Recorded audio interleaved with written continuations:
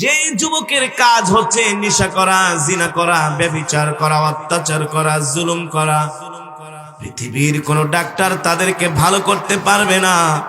তাদেরকে যদি ভালো করতে হয় আল্লাহর কোরআনের মেডিসিন ছাড়া দ্বিতীয় কোনো পথ নেই, ঠিক কিনা বলি? ইতিহাসের মধ্যে এসেছে দুইজন যুবক পাহাড়ের নিচে বসে বসে গল্প করছে।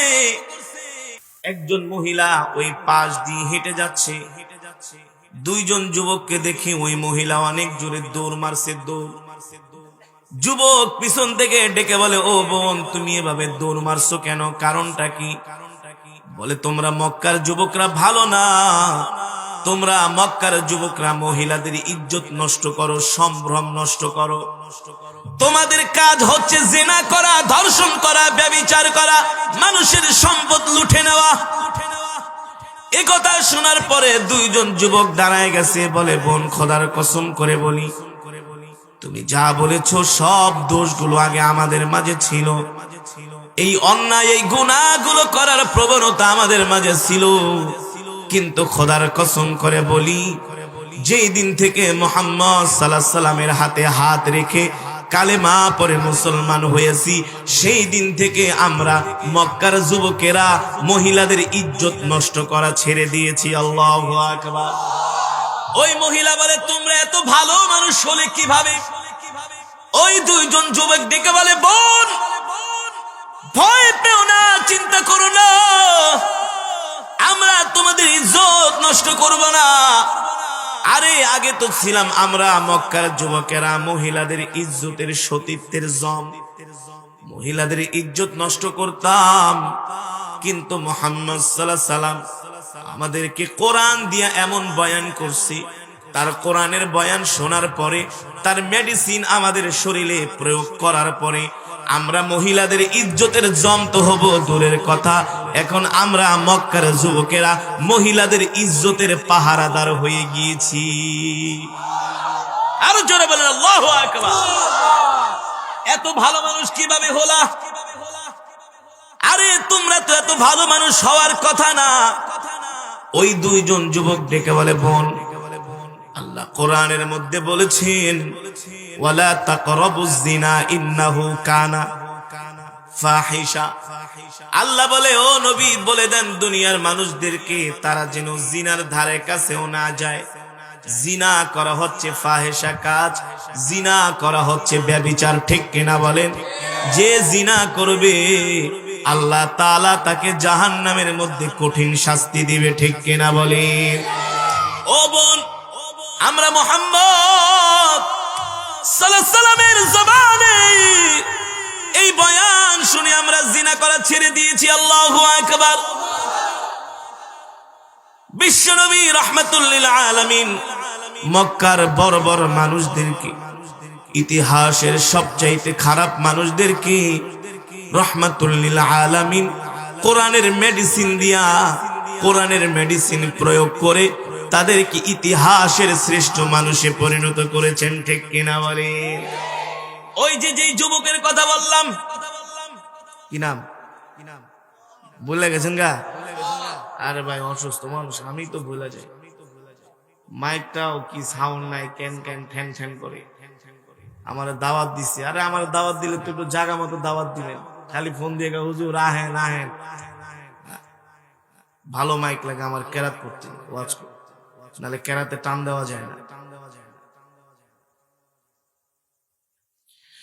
যেটা বলতেছিলাম, ওই যে যুবকের নাম হচ্ছে চঞ্চল।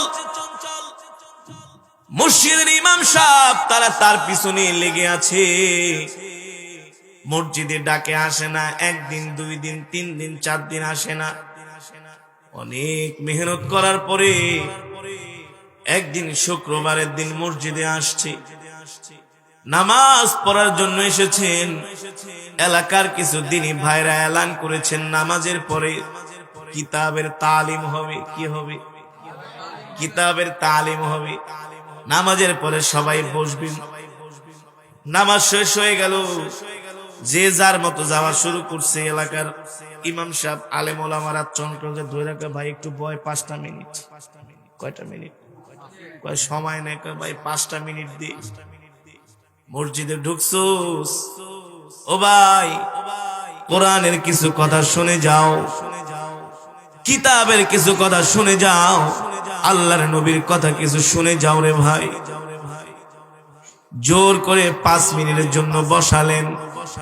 তাবলীগের আমির সাহেব হিকমতের সাথে এমন বয়ান দিলেন, এমন বয়ান দিলেন, 5 মিনিট তো দূরের কথা, 1 ঘন্টা চলে যায়, এখন আর চঞ্চল উঠে না।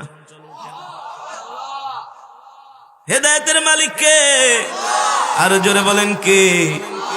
কোরআনের এমন কথা শোনানো হয়েছে, ইয়া আইয়ুহাল্লাযীনা আমানু ইন্নামাল খামরু ওয়াল মাইসিরু ওয়াল আনসাবু ওয়াল আজলামু রিজসুম মিন আমালিশ শাইতান।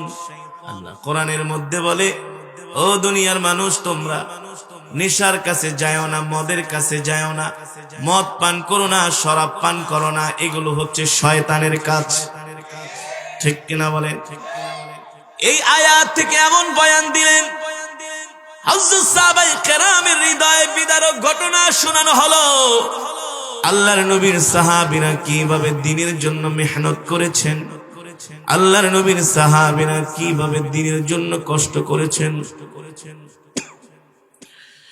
এই বয়ান যখন তার সামনে দেওয়া হলো, 1 ঘন্টা বয়ান শোনার পরে মোনাজাত হয়ে গেল, তার চোখে পানি।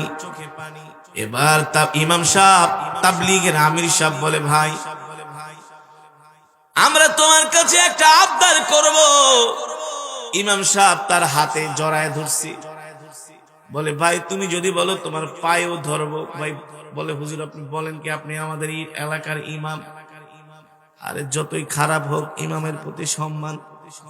যদি তার রক্ত ভালো হয়, যদি তার রক্ত ভালো হয়, তাহলে ওলামায়ে কেরাম আলেমদেরকে সম্মান করবি। আর যদি রক্তের ভিতরে থাকে সমস্যা, তারাই কেবল আলেমদের সাথে বেয়াদবি করে, আলেম ওলামাদের সাথে উঁচু ভাষায়, কর্কশ ভাষায় কথা বলে। যাদের রক্ত খারাপ, তারা আলেমদেরকে গালি দেয়। আরবিতে একটা প্রবাদ আছে, কুল্লু শাইইন ইয়ারজিউ ইলা আসলিহি, প্রত্যেক জিনিসই তার আসলের দিকে, মূলের দিকে ফিরে আসে, যদি তার গোড়া ঠিক থাকে, শিকড় ভালো থাকে। বুঝেন নাই? আম গাছে কোনোদিন কাঁঠাল হয় না, কাঁঠাল গাছে কোনোদিন জাম হয় না। যদি গাছ ভালো হয়, ফলও ভালো হয়। বাবা যদি ভালো হয়, সন্তান যদি উল্টা পাল্টাও হয়, কিছুদিন ঘুরে ফিরে আবার ঠিকই ভালো পথে চলে আসে। আসে কি আসে না? ইমাম সাহেব বলে, ভাই তোমার হাতে ধরি, যদি বলো পায়ে ধরবো। হুজুর এভাবে অনুনয় বিনয় করছেন কেন? বলে, ভাই 3টা দিনের জন্য আমাদের সাথে দাওয়াত ও তাবলীগে চলো। আরো আসতে কোন আল্লাহু আকবার। অনেকের তো আবার দাওয়াত ও তাবলীগের কথা শুনলে ভালো লাগে না, শরীরের ভিতরে চুলকায়। এ মিয়া তোমার চুলকাবে কেন? দাওয়াত ও তাবলীগি তোমার বাপেরটা খায় নাকি? নিজেরটা খায় আর নিজেরটা পড়া দ্বীনের কথা বলে। তোমার কাছে যদি খারাপ মনে হয়, তাহলে বুঝতে হবে তোমার ভিতরে শয়তানি আছে। আরে যে যেই লাইন থেকে দ্বীনের কাজ করে করুক, তুমি বিরোধিতা করবা কেন? ঠিক কিনা বলেন? আরে দাওয়াত ও তাবলীগে যে এত ছেলেরা দ্বীনের কথা বলে, সেখানে তো যাই আর সিনেমা দেখে না, তুমি কেন বিরোধিতা করবা? আমরা কারো বিরোধিতা করি না, যে যে লাইনে আছে দ্বীনের কাজ করুক। ঠিক কিনা বলেন? আমরা অনেক ফিতনা ফাসাদ করে, কে পাঁচকুলি পরে, কে লম্বা, কে গোল, কে ওহাবি, কে সুন্নি, এডি বলতে বলতে এখন সবাই ধরে স্টেজে মারে। ওহাবিরও মারে, সুন্নিরও মারে, সালাফিরও মারে, জামাতিরও মারে। মারে কি মারে না? দেখে এক দল আরেক দলরে দেখতে পারে না, বাতিল একটা সুযোগ পাইছে, একটা একটা ধরে ধরে সাইজ কর।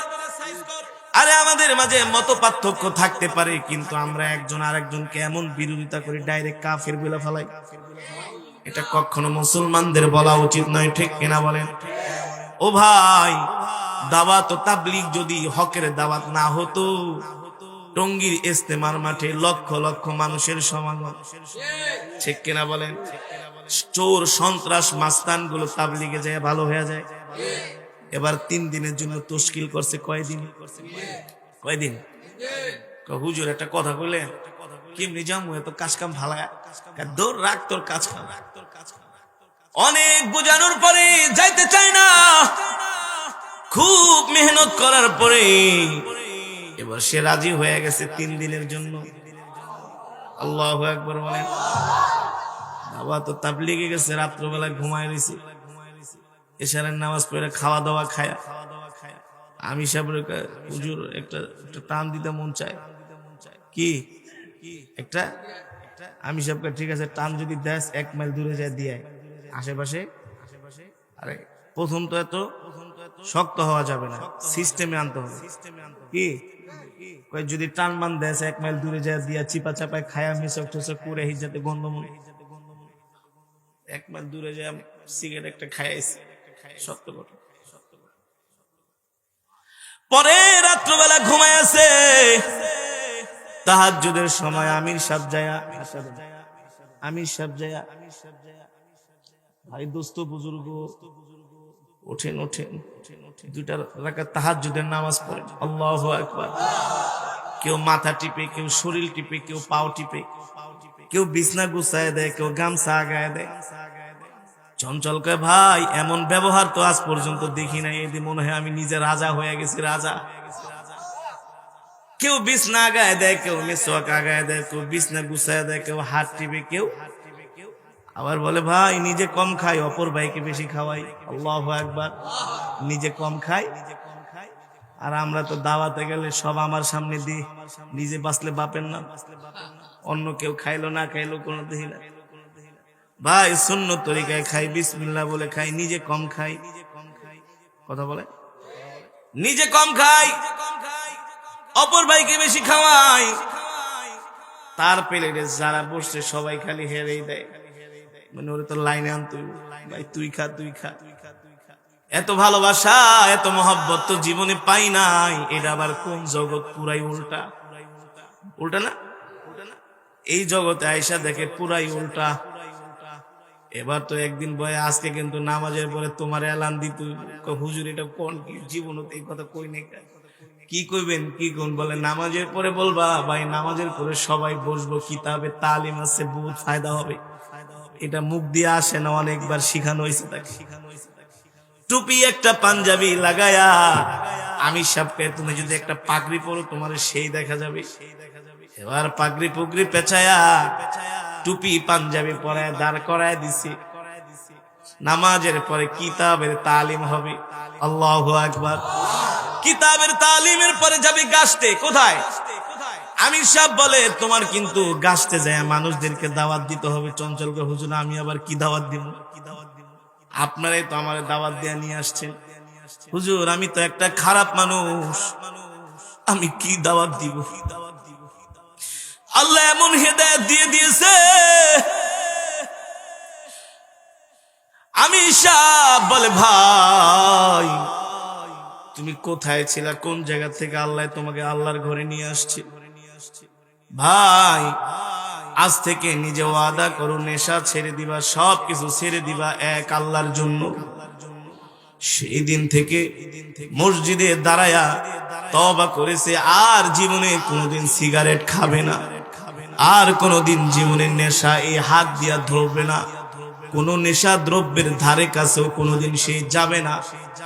আমির সাহেব তাহাজ্জুদের পরে সেজদায় পড়ে এমন করে তার জন্য আল্লাহর দরবারে দোয়া করেছে। আল্লাহ তাআলা তাকে এমন হেদায়াত দিয়েছেন, এমন হেদায়াত দিয়েছেন কোরআনের উসিলায়। আজকে তার চেহারা দেখলে মনে হয় না এই মানুষ কোনোদিন এত খারাপ ছিল। আল্লাহু আকবার। আপনাদের কাছে আমার প্রশ্ন, এই যে তাকে দ্বীনের কথাগুলো বলা হয়েছে, কোরআন দিয়েই তো দাওয়াত দেওয়া হয়েছে, ঠিক কিনা বলেন? ওয়ানুনাজ্জিলু মিনাল কুরআনি মা হুয়া শিফাa'un ওয়া রাহমাতুল লিল মুমিনিন ওয়া লা ইয়াজিদুজ যালিমিনা ইল্লা খাসারা। ও মুসলমান, আল্লাহ রাব্বুল আলামিন আমাদেরকে যে কোরআন দিয়েছেন, এই কোরআন আমাদেরকে পড়তে হবে, এই কোরআন অনুযায়ী আমাদের চলতে হবে। কোরআন যেটা নিষেধ করেছে জীবন চলে গেলেও সেই গুনার কাছে যাওয়া যাবে না। আর কোরআন যেটা আদেশ করেছে ঘাড় থেকে শরীর থেকে যদি কল্লা বিচ্ছিন্ন হয়ে যায় আল্লাহর কোরআনের বিরুদ্ধে যাওয়া যাবে না, ঠিক কিনা বলেন? আজকে আমাদের সন্তানদের মাঝে কোরআনের শিক্ষা না থাকার কারণে আজকে তারা বিপথে চলে যাচ্ছে, নেশাখোর হচ্ছে, ইয়াবাখোর হচ্ছে, গাঁজাখোর হচ্ছে, ঠিক কিনা বলেন? আমাদের সন্তানদেরকে যদি আজকে দ্বীনের শিক্ষায় শিক্ষিত করা হতো, কোরআনের শিক্ষায় শিক্ষিত করা হতো, আমাদের সন্তানগুলো আজকে নেশাখোর হতো না, ইয়াবাখোর হতো না, গাঁজাখোর হতো না, মা বাবার সাথে সন্তান কখনো বেয়াদবি করতো না, ঠিক কিনা বলেন? আপনারা কেউ বলতে পারবেন আজ পর্যন্ত কোন আলেম কোন মা বাবার সাথে বেয়াদবি করছে? পারবেন না। কারণ হলো আল্লাহ কোরআনের ভিতরে বলে দিয়েছেন সাবধান সাবধান, মা বাবার সাথে কর্কশ ভাষায় ধমক দিয়ে কথা বলা যাবে না। ওয়াকুল্লাহুমা কওলান কারীমা, মা বাবার সাথে সম্মানের সাথে কথা বলতে হবে, মর্যাদা দিয়ে কথা বলতে হবে, ভালোবাসার সাথে কথা বলতে হবে। আর মা বাবা যখন ইন্তেকাল করবে মা বাবার জন্য আল্লাহ তাআলা দোয়া শিখায় দিয়েছেন, রব্বির হামহুমা কামা রব্বায়ানি সগীরা, ঠিক কিনা বলি? সুতরাং আমাদের এই সমাজকে যদি সুন্দর করতে হয়, আমাদের সন্তানদেরকে যদি আদর্শ সন্তান হিসাবে গড়ে তুলতে হয়, আল্লাহর কোরআনের শিক্ষা ছাড়া আমাদের বিকল্প কোনো আছে? তলাবুল ইলমি ফরিয়দাতুন আলা কুল্লি মুসলিম ওয়া মুসলিমা, দ্বীন ইলম শিক্ষা করা প্রত্যেকটা মুসলমান নর নারীর উপরে ফরজ। জোরে বলেন কি ভাই? ফরজ। নিজের কোরআন শিখতে হবে, সন্তানদেরকে কোরআন শিখাতে হবে, ঠিক কিনা বলেন? আল্লাহর কোরআন আমরা কে কে শিখতে রাজি আছি? একটু হাত উঠাই। নারায়ে তাকবীর, নারায়ে তাকবীর, নারায়ে তাকবীর। আল্লাহ আমাদের কবুল করুক বলে আমিন। অনেকে কোরআন পড়তে পারে না। সামনে রমজান মাস আসছে, কোরআনের মাস। কি মাস? এই মাসকে আমরা কাজে লাগাবো। এই মাসকে কি করব? কাজে লাগাবো। আমি আসলে প্রচন্ড, আমার শরীরটা খুব জ্বর, মানে কথা বলার মতো যে একটা শরীরে এনার্জি, এটা শরীরে নাই। তারপরও আমি আপনাদেরকে দীর্ঘক্ষণ সময় কোরআনে কারিমের তেলাওয়াত শুনিয়েছি, কোরআন থেকে আপনাদেরকে বয়ান করেছি। আমার বয়ানের মূল বিষয় হলো আমরা মুসলমান, আমাদের ধর্ম ইসলাম, কোরআন শিক্ষা করা প্রত্যেকটা মুসলমান নরনারীর উপরে কি? জোরে বলেন, জোরে বলেন, ফরজ। ডাক্তার, ইঞ্জিনিয়ার, পাইলট হওয়া ফরজ নবীজি বলে নাই। নবীজি বলেছেন কোরআন শিক্ষা করা ফরজ। ডাক্তার ইঞ্জিনিয়ারের কথা বলে নাই, কোরআন শিক্ষা করা ফরজ, ঠিক কিনা বলেন? এনিহাউ, যে কোনো সিচুয়েশনে, যে কোনো অবস্থায় তুমি থাকো না কেন, অবশ্যই অবশ্যই কোরআনের শিক্ষায় তোমাকে শিক্ষিত হতেই হবে। নইলে হাসরের মাঠে তোমাকে জিজ্ঞাসা করা হবে, হাসরের মাঠে তোমাকে জিজ্ঞাসা করা হবে তুমি কেন কোরআন শিখলে না, কি কারণে কোরআন শিখলে না? তোমার চুল দাড়ি পেকে গিয়েছে, ৬০-৭০ বছর জিন্দেগি পেয়েছো, দুনিয়ার সব কাজ করেছো, আল্লাহর কোরআনটা শিখতে পারলা না। মনে করছেন আল্লাহ এমনি এমনি ছেড়ে দিবে? কখনো নয়, আল্লাহ ছাড়বে না, আল্লাহ শক্ত করে ধরবে। কেন কোরআন শিখলি না, কারণটা কি? আমরা সেই দিন কোনো জবাব দিতে পারবো? জোরে বলেন, পারবো না। সুতরাং সবাই কোরআন শিখবে। সকাল সন্ধ্যা ঘরগুলোতে কোরআনের তেলাওয়াত হবে, সূরা ইয়াসিনের আমল হবে, সূরা ওয়াকিয়ার আমল হবে, ঠিক কিনা বলেন? যেই ঘরের মধ্যে সূরা ইয়াসিন, সূরা ওয়াকিয়ার আমল হয়, ওই ঘরটা, যে কোরআন ঘরের মধ্যে আল্লাহর কোরআনের সকাল সন্ধ্যা তেলাওয়াত হয়, ওই ঘরটা আল্লাহর জান্নাতের বাগানে পরিণত হয়ে যায়, ঠিক কিনা বলেন? মা বোনদেরকে কোরআন শিখাবেন তো ইনশাআল্লাহ? ও যুবক, তুমি তোমার স্ত্রীকে কোরআন শিক্ষা দিবা। স্ত্রীকে যদি কোরআন শিক্ষা না দাও, এখন তোমার সংসারে সে চলে আসছে, তাকে কোরআন শিক্ষা দেওয়ার দায়িত্ব তোমার।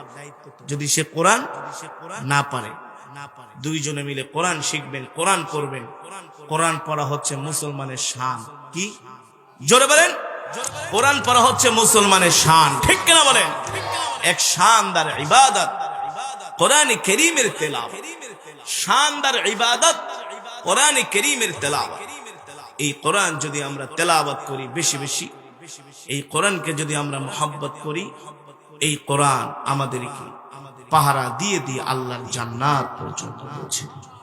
আরো জোরে বলে সুবহানাল্লাহ।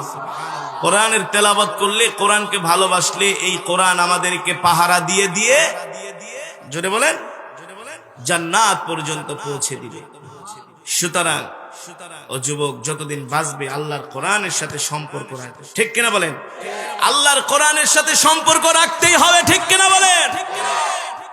আপনাদেরকে আমি কোরআন থেকে বয়ান করলাম, কোরআন থেকে তেলাওয়াত শোনালাম। নেক্সট যদি আবার কখনো আসি, আপনাদেরকে লম্বা চূড়া বয়ান শোনানো হবে, তেলাওয়াত শোনানো হবে। আমি মুসাফির, আমি অসুস্থ, আমার জন্য দোয়া করবেন তো ইনশাআল্লাহ? দোয়া করবেন তো ইনশাআল্লাহ? গত 2 মাস আগে আমার গাড়ির অ্যাক্সিডেন্ট হয়েছে। এই সিলেটে প্রোগ্রাম করতে আইসা, এই মৌলভীবাজারে আমার গাড়ি অ্যাক্সিডেন্ট হয়েছে। 2.5 লক্ষ টাকা লাগছে গাড়িটা ঠিক করতে। যেদিন অ্যাক্সিডেন্ট করেছি সেই দিনই 10 মিনিটের মধ্যে গাড়ি ঠিক করে ড্রাইভারকে হসপিটালে পাঠায় প্রোগ্রামে চলে আসছে। আজকেও শরীরে জ্বর, আমাকে জি ভাই দাওয়াত করছে, ভাই আমার আসা সম্ভব না, হুজুর আপনি আসেন। তারপরে আমি অন্য মাহফিলে যতটুকুন তেলাওয়াত করি এখানে ততটুকুন করেছি, 1 মিনিটও কম করি নাই, বেশি করেছি। সুতরাং আপনাদের কাছে হাত জোর করে বলছি, যুবক বন্ধুরা, তোমরা কোরআন শিখবে। বন্ধুরা, কোরআনের ছায়াতলে আশ্রয় নিবে। আল্লাহর কোরআন ছাড়া আমাদের মুক্তি নাই, ঠিক কিনা বলে? আল্লাহ তাআলা আমাদের কোরআনের জন্য কবুল করুক বলে আমিন। এই কোরআন পড়তে পড়তে যেন আমরা মরতে পারি, আল্লাহ আমাদের তৌফিক দান করুক বলে আমিন। ওয়া মা আলাইনা ইল্লা